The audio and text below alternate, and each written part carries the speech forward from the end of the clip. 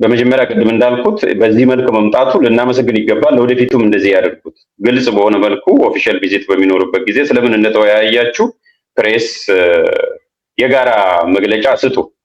አክቹአሊ ትራዲሽኑም እንደዛ ነው፣ መሆንም የነበረበት እንደዛ ነው። ዞሮ ዞሮ ግን ብዙ ጊዜ ይሄንን እየተመለከትን አልነበረም እና ይሄንን ትላንትና በማድረጋቸው ይልመድባችሁ እንላለን። ከጥሩ ነገር እንነሳ።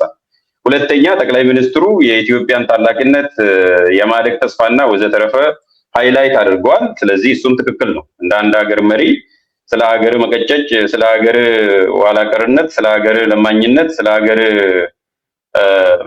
መድቀቅና አልቃሽነት ሳይሆን ገናናነት ማውራት ታላቅም ነበርን ታላቅም እንሆናለን ወይም ለትልቅነት እንተጋለን ማለትም ችግር የለውም። ስቴት ቪዚትም ስለሆነ ኦፊሻሊ ያኛውም በዛው መልኩ ስለሆነ የማቀርበው እሱም እንደ ጥሩ ነገር አይቼዋለሁ። ምንም ችግር የለውም። ስለ ሀገር ጥሩነት፣ ስለ ሀገር ታሪካዊነት መናገር that's a positive thing actually። ይሄንን ካልን ግን ቅድም እንዳዳመጣችሁት ተስማምተናል በአንዳንድ ነገሮች ላይ ነው ያለው ጠቅላይ ሚኒስትር አብይ አህመድ። እነኛ የተስማሙበትን አንዳንድ ነገሮች 4 ፒለር ነው የተናገረው። ኤርዶጋን በዋናነት 3 ነገር ላይ ነው ያተኮረው። ጠቅላይ ሚኒስትር አብይ አህመድ ደግሞ ያተኮረባቸው የሚከተሉት ናቸው። ቅድም ከቪዲዮ የሰማችሁት አንደኛውና የመጀመሪያው ትሬድ ነው። ትሬድ እና ኢንቨስትመንት አንድ ላይ ጨፍልቃችሁ ውሰዱት። ንግድና ኢንቨስትመንት አንድ። ሁለተኛ ኢትዮጵያ የጂኦግራፊ እስረኛ መሆኗ መቀጠል የለባትም። ስለዚህ ቱርኪም ጫና አድርጋ የዓለም አቀፉ ማህበረሰብም ጫና አድርጎ ኢትዮጵያ ያጣችውን የባህር በር እንድታገኝ ተነጋግረናል ነው። አሁን ተነጋግረናል እና ተስማምተናል፣ በደምደሚያው እንመጣበታለን። ግን ሁለተኛ ጠቅላይ ሚኒስትር ያለው እሱን ሁለተኛው ፒላር መጀመሪያ ንግድና ኢንቨስትመንት፣ ሁለተኛ የኢትዮጵያ የባህር በር ጥያቄ ሌጂቲሜት መሆኑና የቱርክ መንግስትም በዚህ እንደሚያምን ጫናም እንደሚያሳድር እንደገና እገዛም እንደሚሰጥ ሁለት። ሶስተኛ በኢትዮጵያና በቱርክ መካከል የዲፕሎማሲ ባህል የልምድ ልውውጥ ኮፕ 30 ዝግጅት ኢትዮጵያም ታዘጋጃለች፣ ቱርክም ስለምታዘጋጅ እዛ ላይ በጋራ መስራት አለብን። ስለዚህ ትብብር ያስፈልጋል፣ የልምድ ልውውጥ ያስፈልጋል የሚል ነው። ሶስተኛ ይህንን የተናገሩት ጠቅላይ ሚኒስትር አብይ አህመድ። አራተኛ ቱርክ በኤዥያ እና በአፍሪካ መካከል ብሪጅ ሆና ጂኦግራፊም በዛ ስለምትገኝ አያል ሀገርም ስለሆነች ያንን ሚናዋን እንድትጫወት ጥሪ ያቀርባሉ የሚለው እነኚህ ናቸው 4ቱ ፒላር ጠቅላይ ሚኒስትሩ ያሉት። እነኚህ 4 ፒላር ናቸው። ፕሬዝዳንት ኤርዶጋን ደግሞ የሚከተሉትን ያሉት 3 ነገሮች and it's consistent with Turkey's foreign policy። 3 ነገሮች ናቸው የቱርኪ ፎሬን ፖሊሲ ከአፍሪካ ጋር ተያይዞ 3 ነገሮች ናቸው። አንደኛ ንግድ ነው፣ ንግድና ኢንቨስትመንት። ሁለተኛ ካልቸራል ዲፕሎማሲ፣ ይሄ በተለይ የኢስላሚክ ስኩልስ and scholarship establish በማድረግ ነው የምትታወቀው። ዛሬም ደግሞታል እንደሰማችሁት። ሁለተኛ እንደውም ያወራው ስለሱ ጉዳይ ነው ያወራው። ኢትዮጵያና በቱርክ መካከል ያለው ረጅም ጊዜ አለ፣ አልነጃሺን አሳድሰናል፣ ከዛም አልፎ ደግሞ ትምህርት ቤት ገንብተናል፣ ተጨማሪ የኢስላሚክ ሴንተርስ ወይም ትምህርት ቤቶችን እንከፍታለን የሚል ነው። ካልቸራል ዲፕሎማሲ በስኮለርሺፕም በሃይማኖትም በሃይማኖት አስተምሮም እና ትምህርት ቤትም ሁለቱ አንድ ላይ ካልቸራል ዲፕሎማሲ ውስጥ ነው የሚገቡት። ሶፍት ዲፕሎማሲ ነው፣ ካልቸራል ዲፕሎማሲ ውስጥ ነው የሚገባው የባህል። አራተኛው የኢትዮጵያ ስፔሲፊካሊ ኢትዮጵያ የአፍሪካ መቀመጫ በመሆኗ እና አሁን ያለው ቴንሽን የዓለም አቀፍ ማህበረሰብ በአፍሪካ ቀንድ ላይ ነው አይኑ ያለው። ኢትዮጵያ ደግሞ በዚህ ውስጥ ሚናዋ ከፍ ያለ ነው። ስለዚህ ምንም አይነት ግጭት በተለይ በኢትዮጵያ በኩል መምጣት የለበትም። ኢትዮጵያ እንዳውም በምሳሌነት ነው ማስተዳደር ያለባት፣ ሩሊንግ ባይ ኤግዛምፕል የሚሉት በሌላ መልኩ ቴሪቶሪያል ኢንቴግሪቲ ኤንድ ሶቨሬኒቲ መጠበቅ አለብሽ እያለ ነው ሲናገር የነበረው። ይሄ ከማጋ ተያይዞ ነው ሁለት ነገር ጋር ነው። አንደኛ የባህር በርም ካስፈለገ በሰላማዊ መንገድ ነው ማድረግ ያለባችሁ። አምና ያሸማገልኳችሁን የአንካራ ዲክላሬሽን ማክበር ነው ያለብህ። ለሶማሌላንድ የተሰጠው እውቅናን እኛ እንቃወማለን። ስለዚህ የኢትዮጵያ መንግስትም እንዲቃወም ጥሪ እናቀርባለን እያሉ ነው ያሉት። ከሶማሊያ ጋርም ቴሪቶሪያል ኢንቴግሪቲን ጠብቅ፣ ከኤርትራ ጋርም እንዲሁ የግዛት አንድነትና ሉዓላዊነትን ጠብቅ እያሉ ነው ያለው። ስለዚህ ግልጽ በሆነ ምንም ይሄ ባልተሽሞነመነ መልኩ የአፍሪካ ቀንድ የሚያስፈልጋት በዚህ ሰዓት የመጨረሻው ነገር ሌላ ጦርነት ነው፣ ሌላ ግጭት ነው። ስለዚህ ከዚህ ታቀቡ ነው ያለው። ምንም በዲፕሎማሲ ቋንቋ ከዚህ በኋላ እረፍ ማለት ብቻ ነው የቀረው። ቤዚካሊ የምትናገረው በዚህ መልኩ ነው። እነኚህ ሶስት ነገር ነው ኢምፋሳይዝ ያደረገው። ተርኪም የምታወቀው በሶስት ነገር ነው፣ ኢንቨስትመንት፣ ትሬድ፣ ካልቸራል ዲፕሎማሲ እና ሚዲዬሽን ነው። ሚዲዬሽን ሶስተኛ አሁን ባለፉት 10 ዓመታት ነው የጀመረችው ተርኪ። ሚዲዬሽን ወይም ማደራደር እና ማሸማገል ማለት ትችላላችሁ። የተርኪ መንግስት ይሄንን ካለ የኢትዮጵያ ጠቅላይ ሚኒስትር ደግሞ እነኛን አራቱን ነገሮች ካሉ ምኑ ላይ ነው የተስማሙት የሚል ነው። አሁን እዚህ ጋር ነው መሰረታዊ ጉዳይ የሚመጣው። የቱ ጋር ነው የተስማሙት? ኮንቨርጀንስ መኖር አለበት። ለረጅም ጊዜ ነው የተወያዩት። ተወያይተናል ብለዋል። ኦፍ ኮርስ ተወያይተዋል። ከተወያዩ በኋላ ነው ይሄንን መግለጫ የሰጡት። እንደዛ ከሆነ ኮንቨርጀንስ መኖር አለበት። ኤርዶጋን ኢንፋሳይዝ ያደረገው ነገር አለ። ቤዚካሊ የኤርዶጋን መግለጫ ቅድም ያልናቸው ነገሮችን ነው የሚዳስሰው። የኢትዮጵያ መግለጫ ደግሞ ጠቅላይ ሚኒስትር አብይ አህመድ ያላቸውን እነኛ 4 ነጥቦች ነው የሚዳስሰው። ከአራቱ ነገሮች ምናልባት ተስማምቷል ልንል የምንችለው በመጀመሪያው ፒላር ላይ ብቻ ነው። ሙሉ በሙሉ ትሬድ እና ኢንቨስትመንት ላይ ተርኪ በነገራችን ላይ እና አሜሪካንም እና አውሮፓ ህብረትን ዲስፕሌስ አድርጋ በተወሰነ ሴክተር ላይ ቻይናንም ዲስፕሌስ አድርጋ በልጣ ማለት ነው። ዲስፕሌስ የኢትዮጵያ ትልቋ ትሬዲንግ ፓርትነር ነች። ሄዳችሁ በቮሊዩም በትሬድ ቮሊዩም ሄዳችሁ ማየት ትችላላችሁ። በዛ ረገድ በኢትዮጵያና በተርኪ መካከል ያለው ግንኙነት የንግድና ኢንቨስትመንት ግንኙነት መጠናከር አለበት። ቢያንስ 1 ቢሊዮን ዶላር መሙላት አለበት ጠቅላይ ሚኒስትር አብይ አህመድ ያለው። በዛ መልኩ ጎል ማስቀመጡን ወይም ግብ ማስቀመጡ ምንም ችግር የለውም። ምክንያቱም እያንዳንዱ ነገር ላይ ስማሙ ይችላሉ። በኢትዮጵያ በኩል ፍላጎቱ እሱ ነው። የተርኪ መንግስትም በኢንፍራስትራክቸር ላይ መዋለ ንዋያቸውን እንደሚያፈሱ ንግድንም እንደሚያጠናክሩ ተናግረዋል። ከአራቱ ፒላሮች ውስጥ በባህር በር ጉዳይ ላይም ጠቅላይ ሚኒስትሩ እንዳሉት አይደለም የተስማሙት። በዛ መልኩም አልተነጋገሩም። ማለት መግለጫው ላይ ተወያይተናል something ኢሹ ላይ ተወያይተዋል። ኦፍ ኮርስ ተስማምተናል በአንዳንድ ነገሮች ላይ ስላሉ ነው። ስምምነት አልደረሱም በአራቱም ጉዳዮች ላይ። ምናልባት ይሄ ስሊፔጅ እንዳይሆን ቅድም መግቢያ ላይ ተናግሬያለሁ። መግለጫ ሲወጣ እንዲሁ ዝም ብሎ ስሊፕ ኦፍ ታንግ አይደለም። እንዲህ በድንገት ብቻ በቃ ስህተት ነው፣ የአጻጻፍ ስህተት ነው፣ የቃላት ስህተት ነው ሊባል አይችልም። ስህተት ሳይሆን በደንብ ተጽፎ ይወጣ ነው። ተጽፎ የተሰጠ መግለጫ ደግሞ በስህተት ሊሆን አይችልም። የቃላት አመራረጡ በአራቱ ጉዳዮች ላይ ተስማምተናል ጠቅላይ ሚኒስትሩ ባሉት መሰረት ከሄድን በአንዱ ላይ ብቻ ነው የተስማሙ። በአካባቢው ሰላምና ጸጥታ የጦርነት አላስፈላጊነት ዲስከሌት ማድረግ የአገራት ሉዓላዊነትና የግዛት አንድነት ላይ በእነኚህ ጉዳዮች ላይ ተወያይተዋል እንጂ አልተስማሙም። ከባህር አክሰስ ብሎ ጠቅላይ ሚኒስትሩ የሚያወሩት በእንግሊዝኛው፣ ግን በአማርኛ ከባህር በር ጥያቄ ጋርም ተያይዞ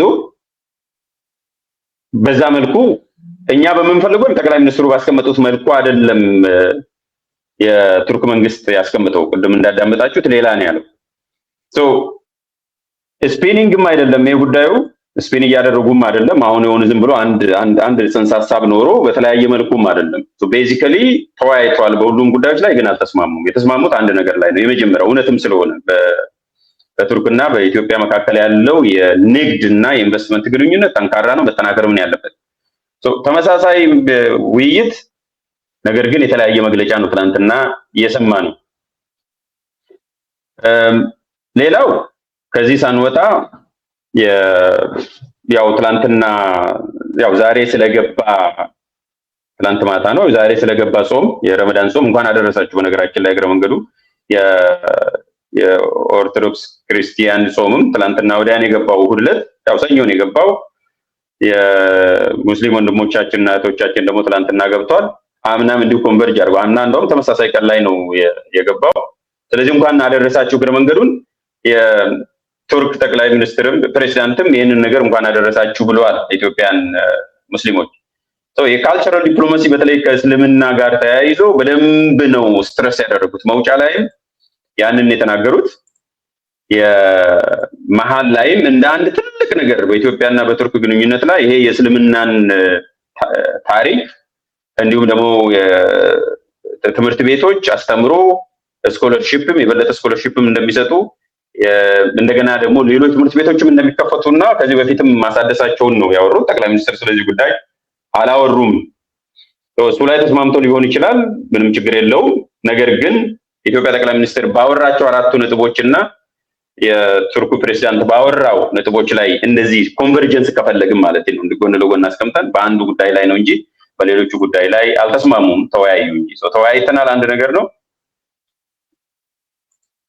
ነገር ግን ተወያይተዋል፣ በደንብ በእነኛ ጉዳዮች ላይ ተወያይተዋል። ሶ they discussed intensively and extensively። ግን ስምምነት ላይ የደረሱት ግን አንድ ነገር ላይ ነው ምናልባት ሊሆን የሚችለው ከሰማ ነው።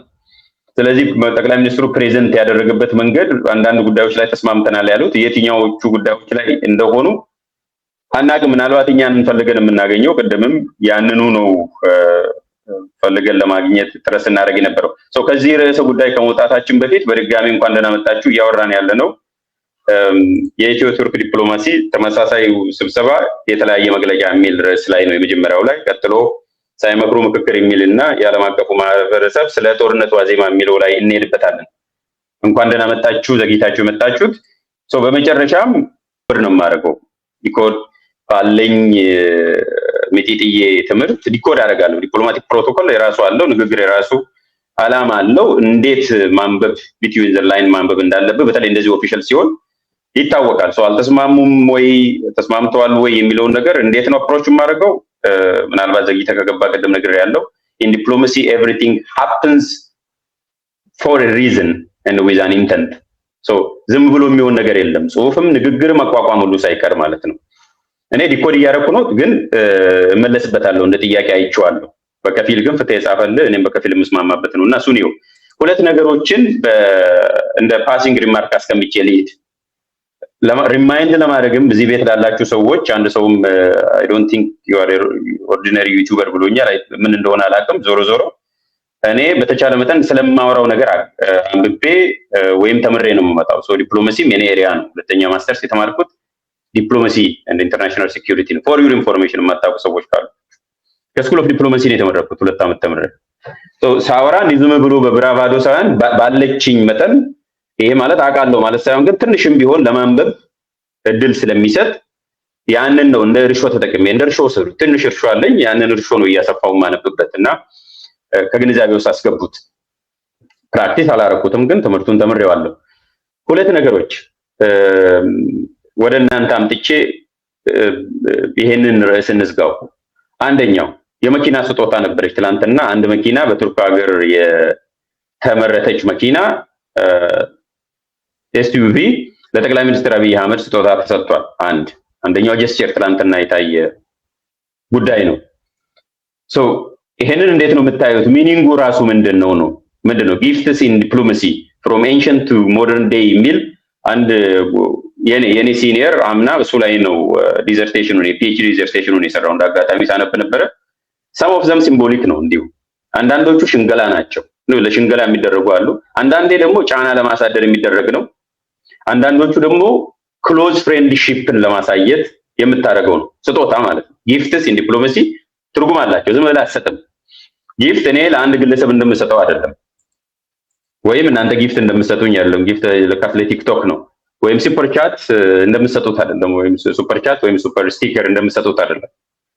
በዲፕሎማሲ ሌላ ትርጉም አለው። ቅድም ከዘረዘርኳቸው ሲምቦሊክ አለ፣ ትምህርታዊ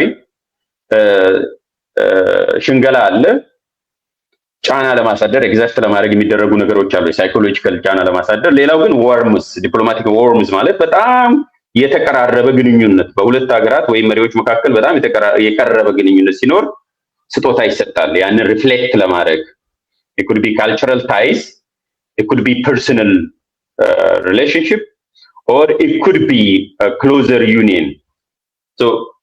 ያንንም ከየት አንፃር እንደምታዩት ለእናንተ ልተው፣ ግን ስጦታውንም ዝም ብላችሁ እንዲህ ስጦታ ብቻ ብላችሁ እንዳታልፉት ብዬ ነው። ዲፕሎማሲ እነኛ 4ቱ ካቴጎሪ ውስጥ ዋናነት ይገባል። የትኛው ላይ ነው የሚሆነው የሚለውን ለእናንተ ተዋለሁ።